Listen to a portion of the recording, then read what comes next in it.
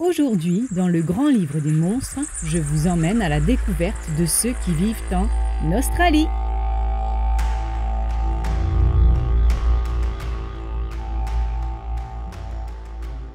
Le drop bear ressemble beaucoup à un koala, mais en beaucoup plus gros. On dit qu'il se laisse tomber du haut des arbres dès qu'une proie potentielle passe en dessous. Avec son poids, il assomme sa victime et peut alors la dévorer avec ses dents pointues. Il profite du fait que, quand il le voit, les gens pensent qu'il s'agit d'un koala inoffensif.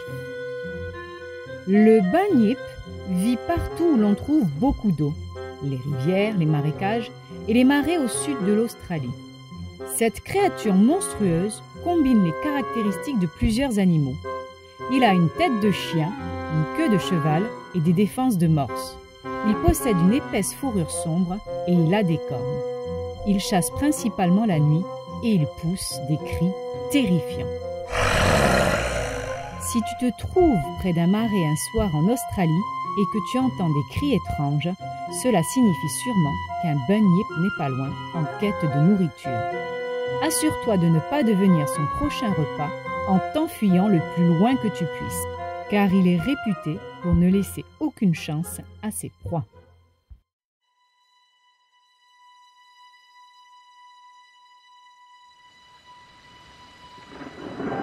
Le muldiewonk est une créature terrifiante. On dit que c'est une sorte d'amphibien étrange, mélange entre un humain et un triton. Quiconque l'a croisé n'a pas vécu assez longtemps pour en témoigner. Il ne vit que dans le fleuve Murray et s'attaque principalement aux nageurs. Choisis bien l'endroit où tu veux te baigner. En Tasmanie, de nombreux fantômes rôdent dans Port Arthur. Si jamais tu te rends dans cette ville, tu seras étonné de voir d'innombrables esprits. Du condamné qui a subi un châtiment terrible au pasteur au destin tragique en passant par un jeune soldat mort au combat. C'est comme si la ville était littéralement hantée par le souvenir de son passé dramatique. L'ancien hôpital psychiatrique de Beechworth est littéralement envahi par toutes sortes de fantômes. On peut y apercevoir non seulement les spectres des patients qui ont été admis ici, mais aussi ceux des médecins et des infirmières qui les ont soignés. De nombreuses manifestations effrayantes y ont été signalées. Seras-tu assez courageux pour y aller ?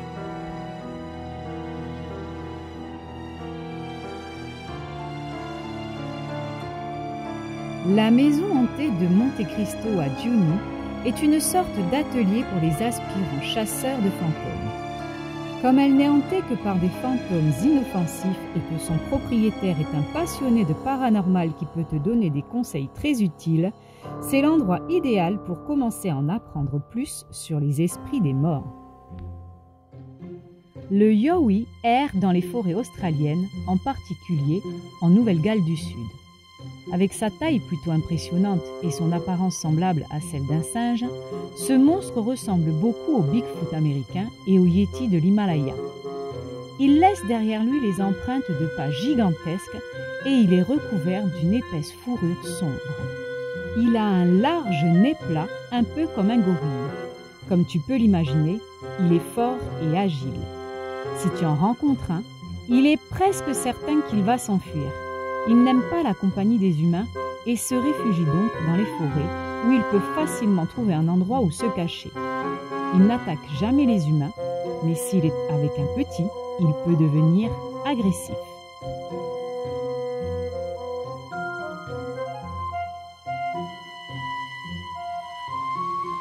Le monstre qui vit dans les eaux du fleuve Hawkesbury, en Nouvelle-Galles du Sud, ressemble à celui du Loch Ness. Il a un grand corps, un long cou, une tête de serpent et 2 paires de nageoires. Mais contrairement à son parent écossais, il n'a jamais été photographié. Donc si tu te rends près du fleuve, guette bien les eaux, tu pourrais l'apercevoir. Le fantôme de Surrey Hills hante les chambres d'une maison victorienne située à Surrey Hills, un quartier de Sydney. Il s'agit du fantôme de l'ancienne propriétaire dont le cadavre a été retrouvé à côté de son lit plusieurs années après sa mort. En colère parce qu'elle a été abandonnée, elle joue des tours à tous ceux qui pénètrent dans sa maison. En général, elle apparaît sous la forme qu'elle avait quand elle était en vie, mais parfois, on ne peut rien discerner de plus qu'une brume évanescente. Elle aime faire claquer les fenêtres, casser les meubles, lancer des objets, crier. Tout ce qui peut effrayer les visiteurs. Elle ne cherche pas à faire du mal, alors n'y prête pas attention, si tu ne t'es pas déjà enfui.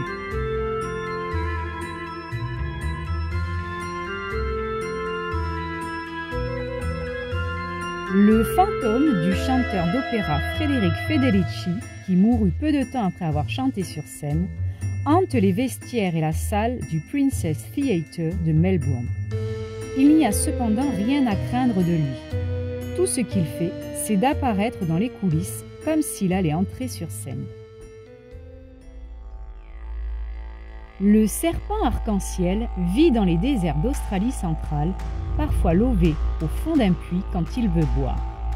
Il est énorme et magnifiquement coloré. En fait, ses écailles sont de toutes les couleurs de l'arc-en-ciel. Animal central de la mythologie aborigène d'Australie, cet esprit peut être incroyablement bienveillant et aider les humains, ou terroriser ceux qui ne suivent pas les règles. Si ton comportement est irréprochable, tu n'as rien à craindre du serpent arc-en-ciel. Mais si tu ne respectes pas la nature et ses habitants, tu pourrais en payer le prix, car il transforme en pierre tous ceux qui ne respectent pas ses règles. Il contrôle aussi l'eau présente en Australie. Le Yaramayahu guette ses proies du sommet d'un arbre, de préférence un figuier, dans les espaces verts situés à proximité des côtes australiennes. Bien qu'il s'agisse d'une sorte de vampire, il est complètement différent de l'image traditionnelle des monstres suceurs de sang. En fait, même s'il a quelques caractéristiques humaines, il est beaucoup plus petit, il ne mesure pas plus de 1 mètre de haut, et il est recouvert d'une fourrure rouge.